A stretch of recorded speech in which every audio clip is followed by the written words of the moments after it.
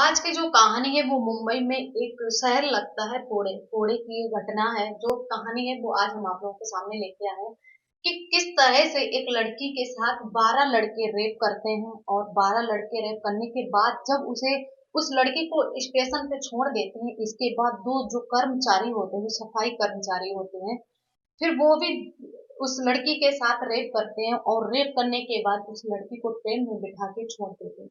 उस ट्रेन में जो ट्रेन उत्तर दिशा में जा रही और उसे कोई भी देख नहीं पा रहा था कि आखिर इस लड़की के साथ क्या हुआ है और ये लड़की इतना क्यों दुखी है। तो इसी के साथ बढ़ते हैं वीडियो में आगे और विस्तार से बताते हैं इसके बारे में कि आखिर ये घटना कहाँ की है और कब की है, आखिर ऐसा किसने किया था।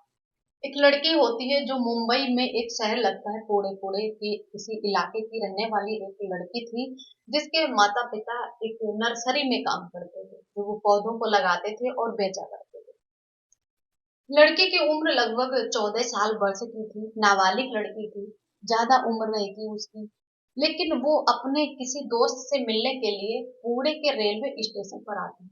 वहां पर वो अपने दोस्त का इंतजार करती है और इंतजार के चक्कर में रात का 10 बज जाता है। जब रात का टाइम था और टाइम बहुत ज्यादा हो चुका था, रात के 10 बज चुके थे, तभी वो लड़की उस स्टेशन पे खड़ी रो रही थी, बहुत ज्यादा बिलख रही थी। तभी उस लड़की पे एक टैक्सी ड्राइवर की नजर पहुंचती है। जब उस टैक्सी ड्राइवर की नजर पहुंचती है तो वो उस लड़की के पास जाता है और उससे पूछता है कि क्या हुआ बेटा, आप रो क्यों रहे हो।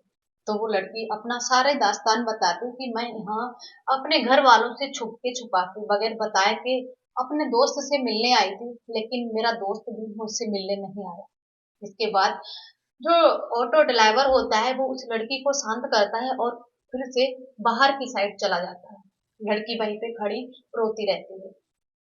इसके 10 मिनट बाद जब वो व्यक्ति ऑटो ड्राइवर फिर से दोबारा से आता है और उस लड़की से बोलता है कि बेटा आप रो मत, शांत हो जाओ, आप जिसका इंतजार कर रहे हो वो बाहर खड़ा है, क्योंकि वो बहुत ज्यादा लेट हो गया है, इस वजह से अंदर नहीं आ रहा है, वो सब बहुत ही ज्यादा शर्मिंदा है और उसने तुम्हें बाहर बुलाया है। लड़की इतनी समझदार नहीं थी। लड़की उस ऑटो ड्राइवर के झांसे में आ जाती है और बाहर साइड उसके साथ बराबर चलने लगती है। जब बाहर साइड जा रही थी वो लड़की, बहुत ही ज्यादा प्यास उसे लगी थी, तभी वो लड़की कहती कि कहीं थोड़ा पानी मिल जाता तो मैं पी लेती।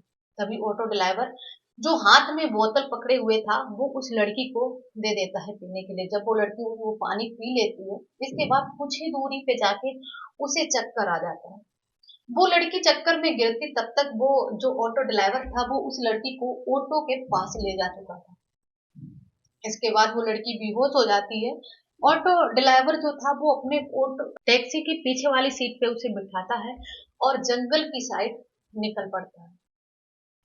इसके बाद टैक्सी ड्राइवर जब जंगल में उस लड़की को लेके जाता है, इसके बाद 4-5 घंटे तक वो टैक्सी ड्राइवर उस लड़की के साथ रेप करता है, उस लड़की के साथ रहता है।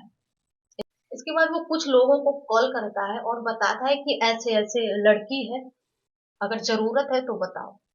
इसके बाद जब वो टैक्सी ड्राइवर उसका उसके साथ रेप करने के बाद 4-5 घंटे बाद उस लड़की को फिर से उसी टैक्सी में पीछे साइड में रख लेता है, लिटा देता है और ऊपर से कपड़ा डाल देता है ताकि उसे कोई देख ना पाए।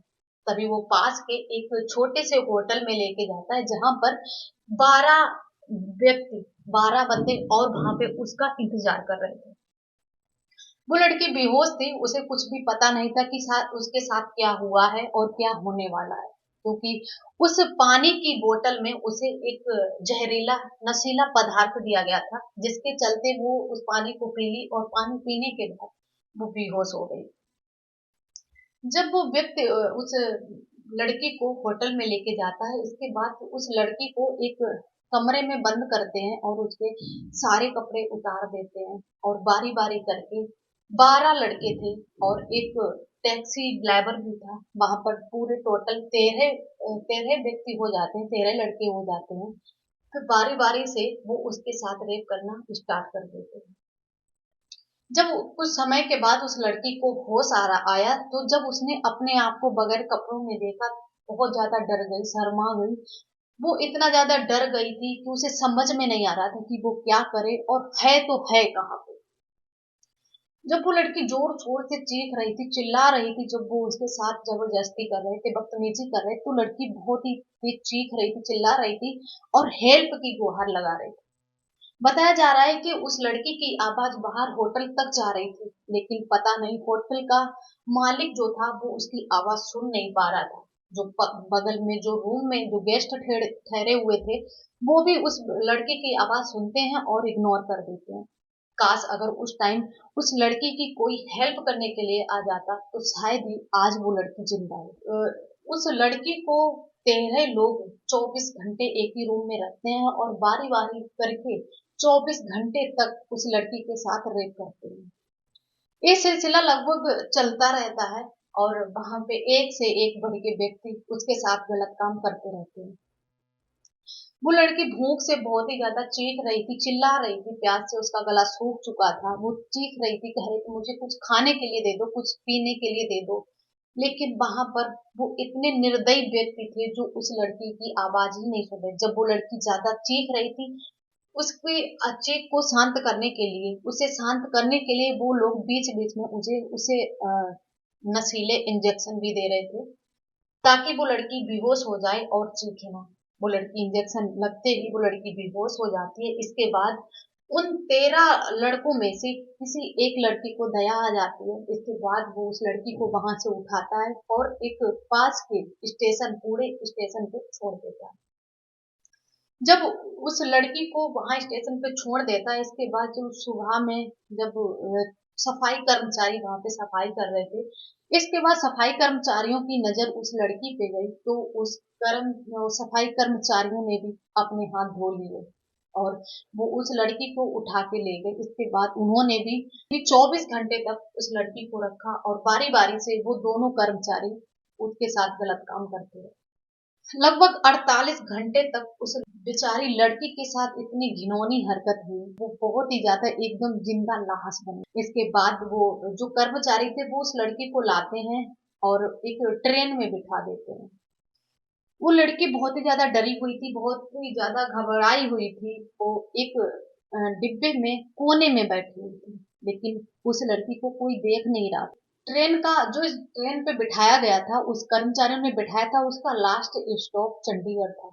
जब वो चंडीगढ़ पहुंचती है और जब उस लड़की पर जब वो चंडीगढ़ पहुंच जाती है और ट्रेन वहां पे पूरी खाली हो जाती है, तब उस लड़की को जो सफाई कर्मचारी होते हैं, जो ट्रेन के सफाई कर्मचारी होते हैं, वो उस लड़की को उस गाड़ी से बाहर निकाल देते हैं क्योंकि उन्हें सफाई करनी थी। जब वो उस लड़की को गाड़ी से बाहर निकाल देते हैं, तब वो लड़की बाहर आके एक साइड में बैठ जाती। वहां पे बैठी लड़की पर जब उस एक एक पुलिस कर्मचारी था, उसकी नजर जब उस लड़की पे पड़ी तो उस लड़के को देखा तो वो पुलिसकर्मी जो था, पुलिस कर्मचारी था, वो समझ गया कि कुछ ना कुछ मामला है, इस लड़की के साथ कुछ ना कुछ गलत हुआ है।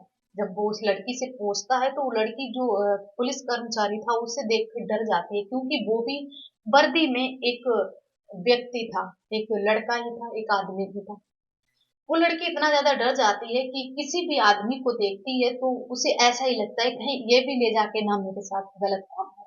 लड़की उस पुलिस कर्मचारी को कुछ नहीं बताती है। इसके बाद जो पुलिस कर्मचारी होता है वो समझ जाता है कि इसके साथ जरूर कुछ ना कुछ बहुत ही ज्यादा गलत हुआ है। इसके CWC कमेटी से एक अधिकारी महिला होती है, उससे बात करता है और उसे वहां पे बुलाता है। इसके बाद जो वो महिला आती है उससे बात करती है, उससे बहुत ही ज्यादा प्यार करती है, दुलार करती है, पुचकारती है उसे और कुछ ही समय में वो महिला उस लड़की का दिल जीत लेती है।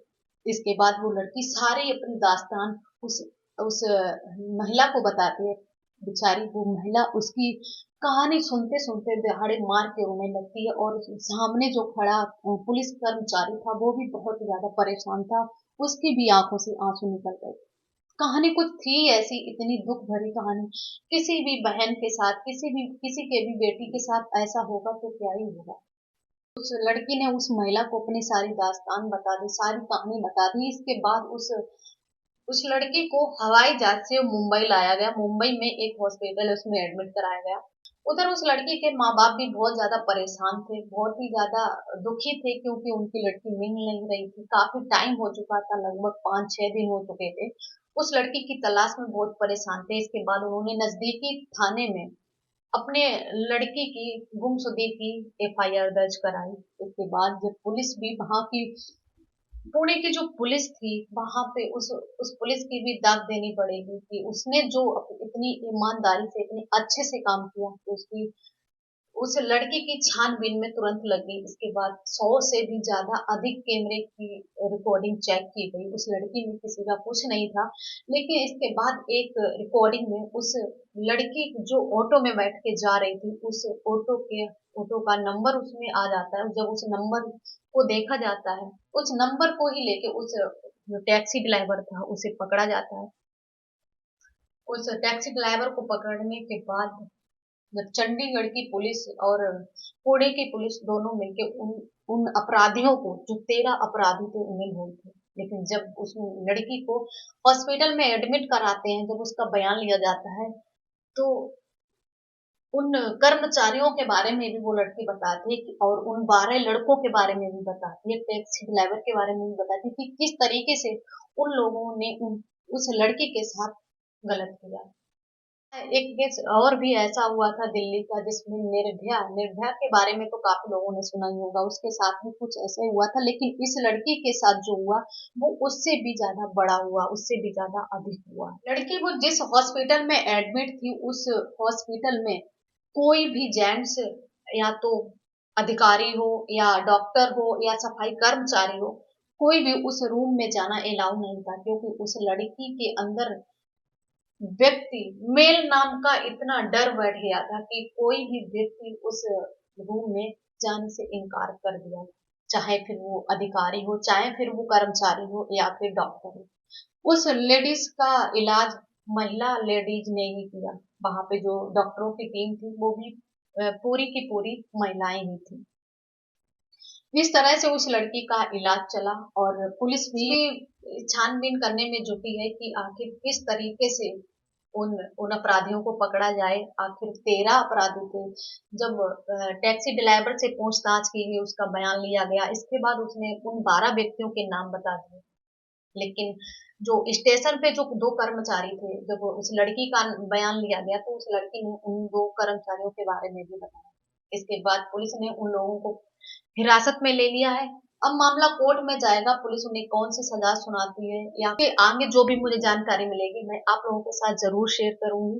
तो वीडियो कैसा लगा कमेंट सेक्शन में जरूर बताइएगा और वीडियो को ज्यादा से ज्यादा शेयर कीजिएगा, लाइक कीजिए, कमेंट कीजिए और चैनल को सब्सक्राइब भी कीजिए, क्योंकि हमारे चैनल पे ऐसे ही सच्ची घटनाएं, क्राइम स्टोरी आती रहती है। इसी के साथ अब विदा लेते हैं, मिलते हैं नेक्स्ट वीडियो में, तब तक के लिए धन्यवाद।